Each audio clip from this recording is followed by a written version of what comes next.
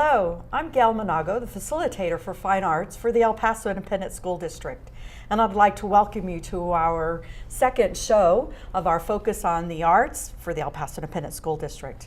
And with me today I have Maureen Keton, she's the choir director at Coronado High School, and also two students, Ian Eisenburg and Nava. And thank you all for joining me today. Thanks for having us. Thank you. This is a monthly informative program that gets to highlight events that are happening within our district. And already it's been a busy fall. We just recently held our parade of choirs, and we had Polk and Lundy Elementary honor choirs participate along with the middle school and the high schools, and that was held at Bowie High School. And then during Thanksgiving, we had 8 of the 9 bands that marched from our district, and that was really exciting. And the students have also been busy participating in many drama productions from various schools. I believe Austin and Burgess have already held a show. But El Paso High is getting ready to perform their production of the musical entitled Into the Woods.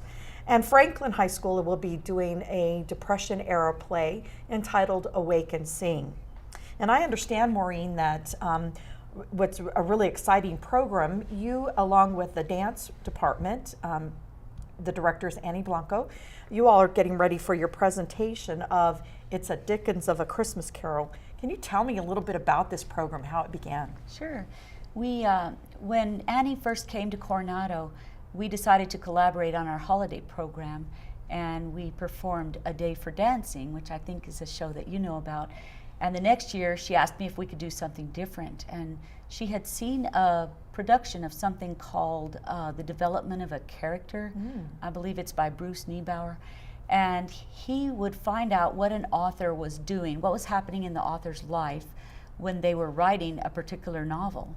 So she researched and found out what was going on with Charles Dickens during the time that he wrote A Christmas Carol. And then her idea was to present that in dance. And then the choir provides some of the incidental music, some of the accompanying carols, or, you know, like that. How exciting. It is. And I understand, Ian, that you actually play the role of Charles Dickens. Tell me about that. Yes, I play the role of Charles Dickens. This is actually my 3rd year reprising the role, and I absolutely love playing the role. I started back when I was a sophomore when Miss Blanco asked me to play the role, and it's just been a huge honor ever since. And the role is basically when Charles Dickens, this is back in 1843, when he's a struggling author, he's having writer's block, and in order to get his inspiration for his next novel, he's walking around the black streets of London at night during a very dangerous time. He's going to the London marketplaces and going to the back alleys, and he's reminiscing of times in his childhood when he was working in a factory while his father was in prison. So by doing this, he gets the inspiration for his novel, A Christmas Carol, and then he sits down and begins to write, and as he writes, the entire story of A Christmas Carol is being acted out right behind him through dance and song. And what my job is for the characters, I do the voices for all the major parts, such as Scrooge, Jacob Marley, all the ghosts, Belle. Every single character I do the voices for, and I absolutely love doing it. It's been fantastic playing the role. Well, that's great. I actually was fortunate to see the production last year, and it was wonderful, and the choir performed a little bit beforehand. And the role of Scrooge goes through various stages, correct? And I understand, Luis, that you play the young Scrooge. Tell me a little bit about your character. Well, yes, I play young Scrooge, and actually it came about to me last year. So this is going to be my 2nd year doing Scrooge. And, well, basically, young Scrooge, in the beginning, it takes place at a party, and they're getting ready for the party, sweeping, doing the cleaning and everything, and waiting for the guests. And as soon as the guests get there, that's when I come in, and all the other characters as well that are dancing with us, and we learn the dance. And we do the dance, and then after everybody's done, everybody goes back and sits down, regular party. That's when young Scrooge is centered, and as Ian does the voice. And in this part is where young Scrooge leaves this girl that he's in love with for his money and his greed, and he just leaves the girl crying. So basically he's just a jerk, and that's who I play. Oh. Yes. So have you been in dance long, or how did you come about to be a dancer in the show?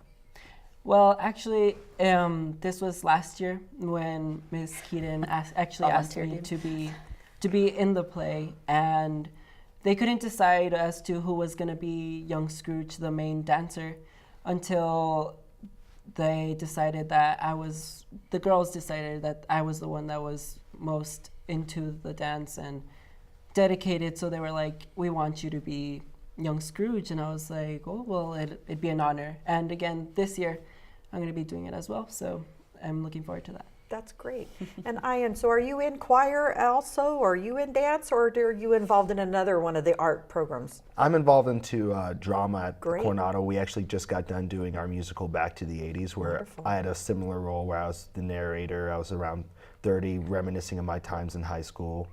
And I've been involved with the drama department since I was a freshman. Wonderful. And I absolutely love it.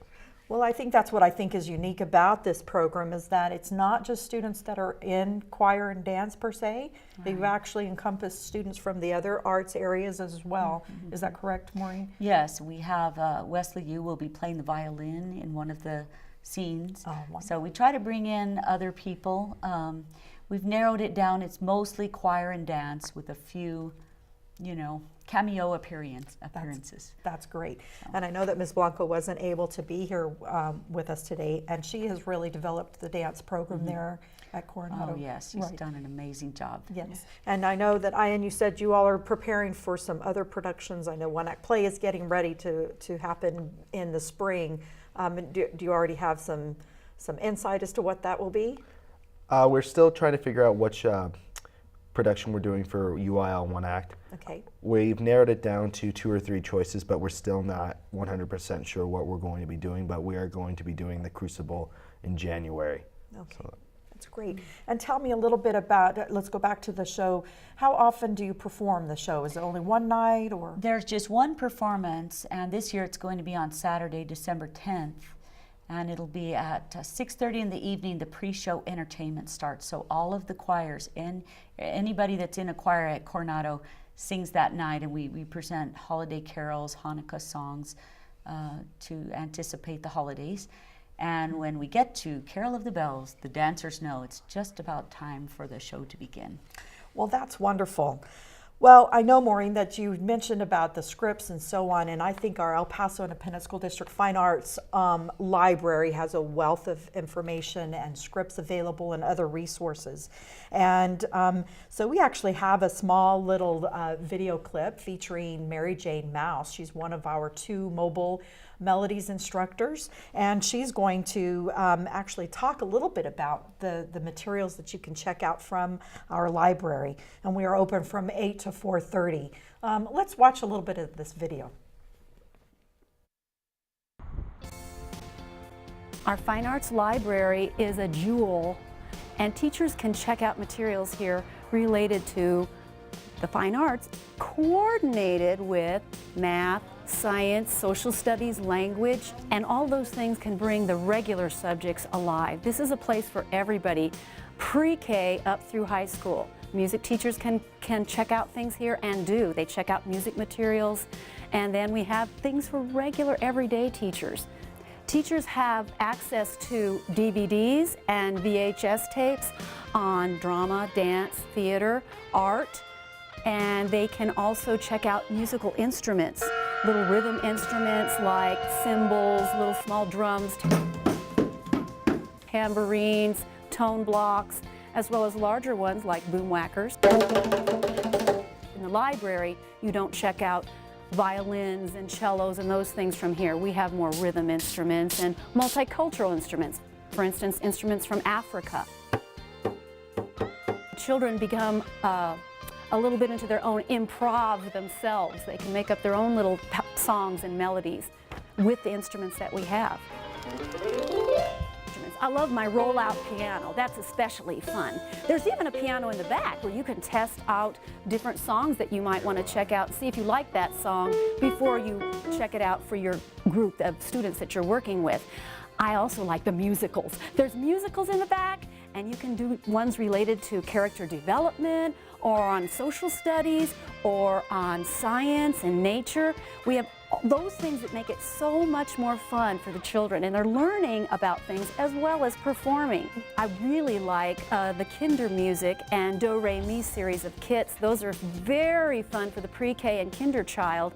Different things that can apply to things you're already teaching in the classroom. Those I like the best.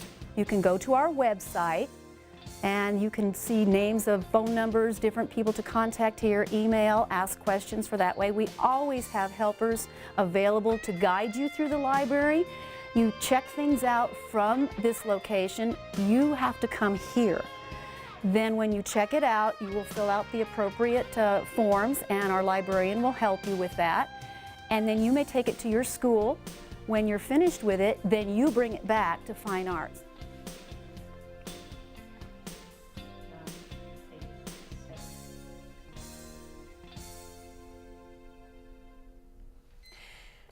You can also call our office number 760-8520 and speak with Mary Lou Esqueda. She's our librarian if you need to find out some more information about the resources we have available in the library. During our last episode, our Director of Fine Arts, Mr. Charles Angerstein, and I were talking about the Texas Music Educators all-state process. And that begins with all-region choir, and then we go to pre-area, which is just a selection or a reduction of the students that made the region from this immediate area. And then we go to the auditions in January, to the area auditions for hopes of being part of the all-state audition, or actual all-state programs in February. Maureen, can you tell me a little bit about all region itself as far as the choir, and even go into the band and orchestra if you will, because I know you've been one of the officers in the past for Sure. that. Well, in the beginning, the students will find out what the selections are that are going to be performed in February the following May. So they'll find out in May or June, and then they can choose to go to different camps in the summer. Some students start that early, but most students will find out about it in August when they come back to school. And so then they've got to learn music in August and try out on this Saturday. It was the first Saturday in October.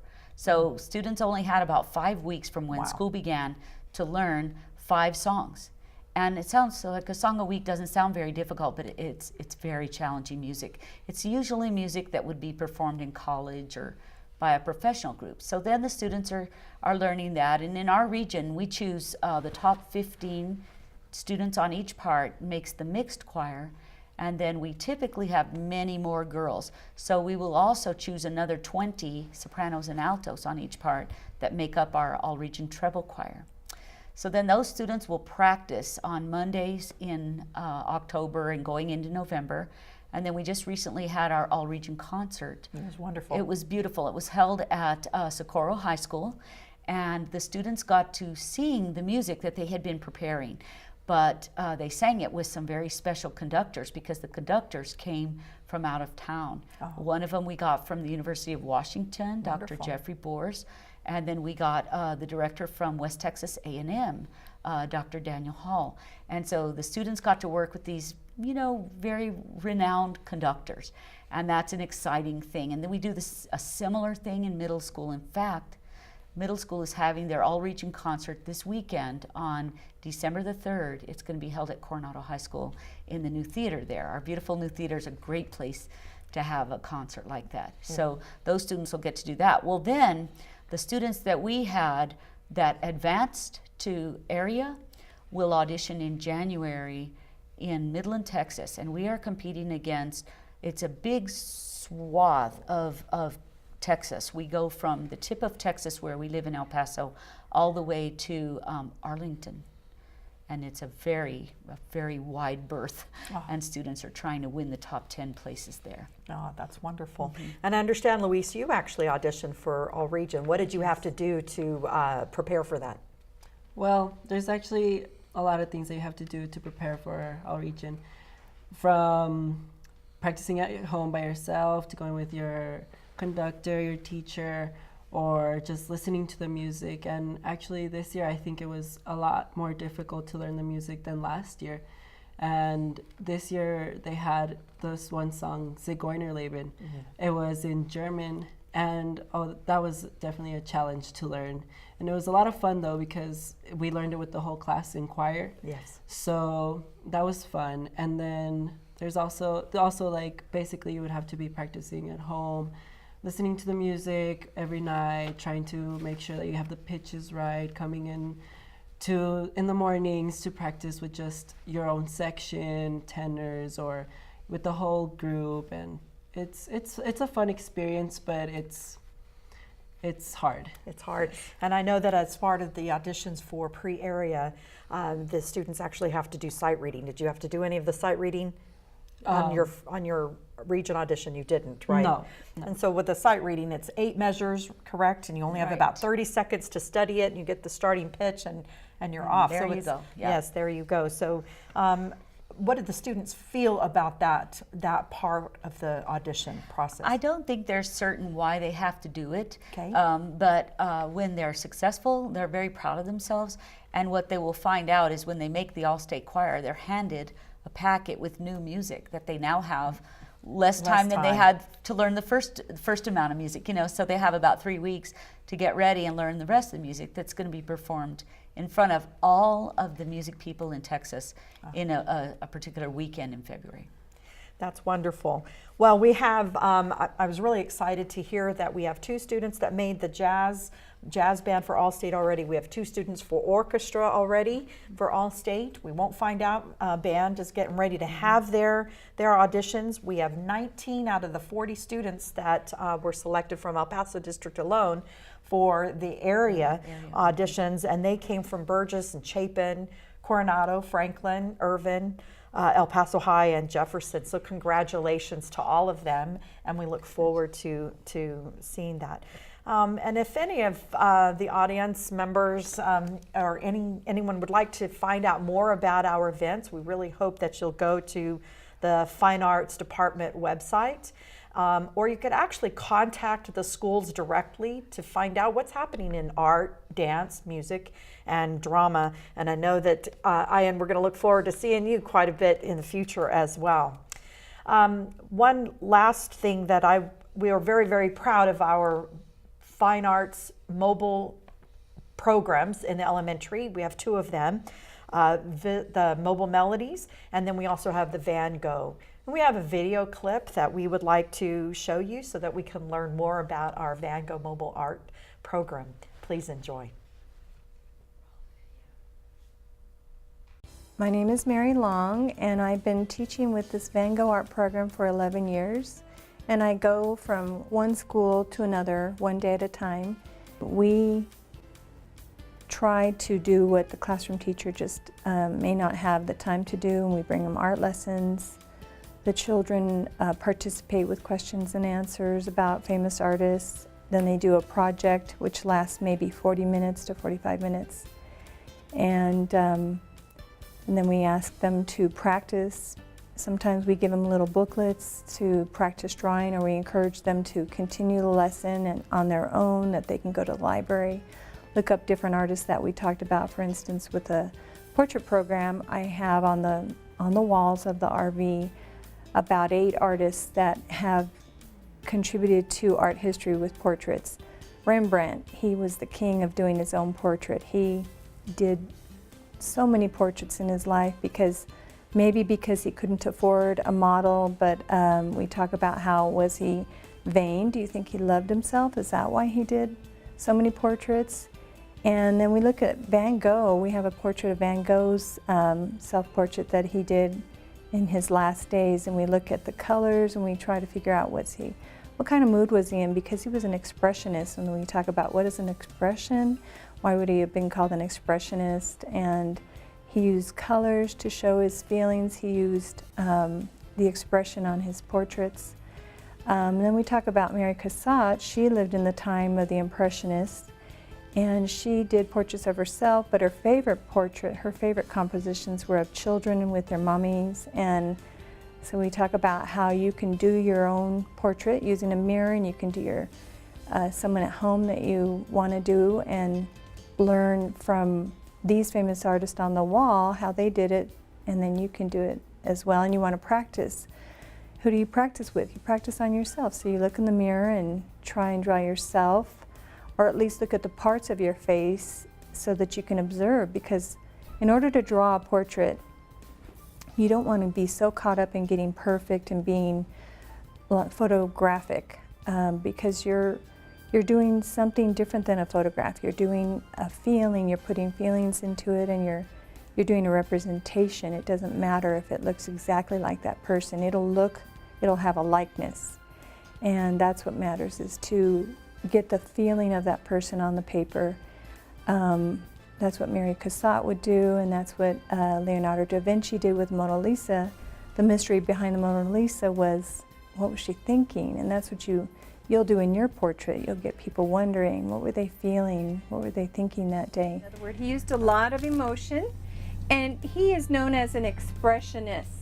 Say that word, expressionist. You've heard the word expression? What is that? Raise your hand and tell me what you know about expression. Were you going to answer? Yes? All right, we're going to be talking about the iris in a few steps. First, for our guide, I want you're going to be tracing the guide lightly around, and the shape of the oval that you make for your head would be more like an egg-shaped oval, and I don't want to draw dark, I want to draw light, because later I may erase things as I go. For sure, I will erase the lines I put on the face. They are only there to help us with the steps that we do. So you want to draw the lines lightly. The line you put down the middle is important. You want to make it in the middle. If you don't have a guide, your fingers go across. By the way, your oval will be about the size of your hand, and a fist the size of your hand. And you want to go across to find the middle. This line that goes down the middle of that oval is called a line of, do you know this word?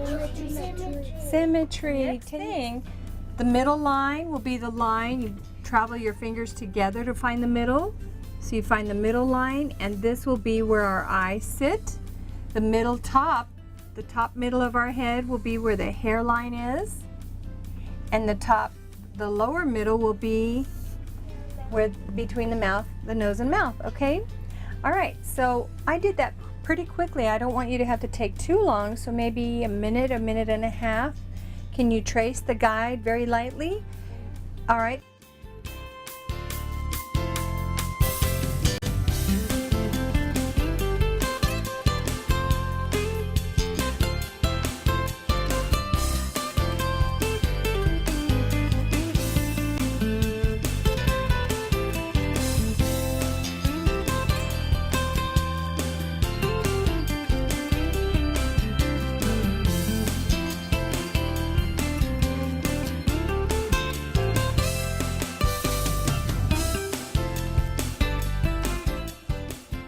Drawing? A leaf. What is this shape right now? The next thing I'm drawing. A basketball. A basketball? Football. No, How about a football. football? I know it doesn't look like a good football. Okay. How about this? What's this shape? That doesn't look very good either. How about a lemon? Yeah. So shapes that are similar to our eye shape are these shapes, not an oval. If you do oval shapes, look what you end up drawing something for. This would be good for glasses. So that's the difference. Now, how do we draw inside the eye? We have two circles that make up the shape of our eye that's colorful.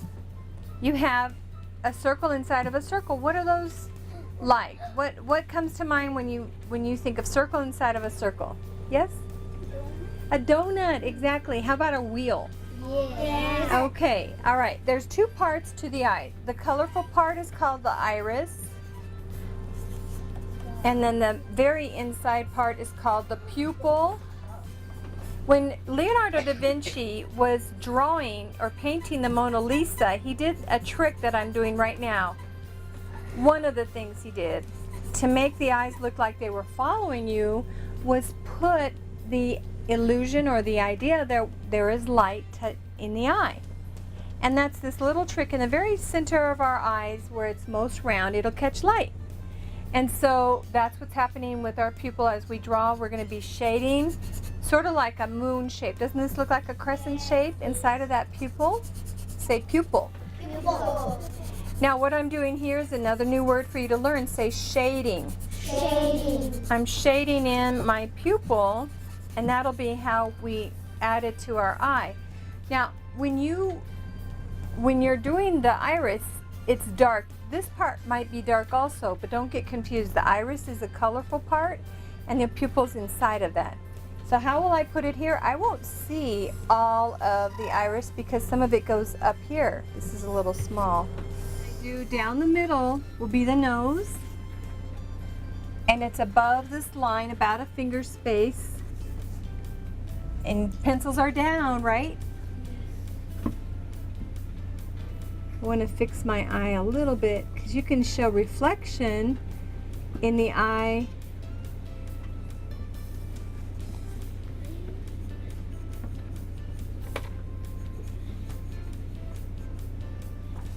The nose will be about a finger space above the lower line, and it's as wide as the eyes are apart, which is 2 fingers, right? So you can use your 2 fingers or go down from the nose, mark a little dot, mark a little dot. That's where I want my nose to go. So where do we begin? We begin at the very middle. With a little smile curve, each nostril is frown, frown. A little curve on the outside, and then I like to shade a little bit under, showing shadow under the nose, maybe alongside the nose, to show that light is on the top of the nose and not on the, and so shadow means, that means shadow falls on the bottom of the nose. Now underneath that smile curve is where we're going to be doing the mouth, so let me get caught up to that. So we've got this frown, the smile, frown, frown.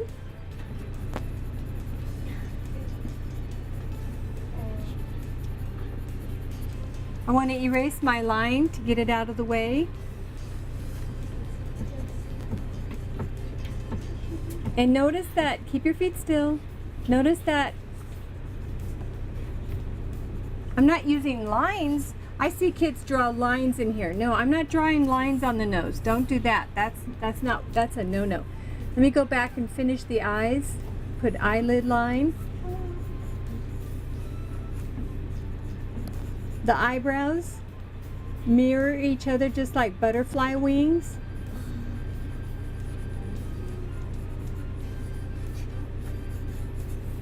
And then I shade it in. No, he's...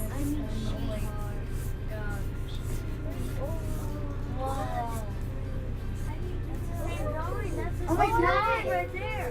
There's him drawing right here. So how you shade hair when it's in braids, you make the ends darker.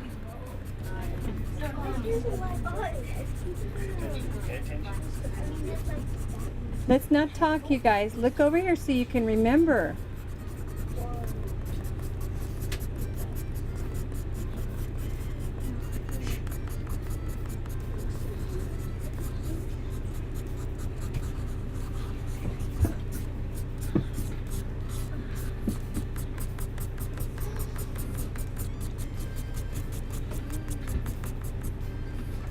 So you shade, you make the pointy ends of that football shape. See how it's a football shape again?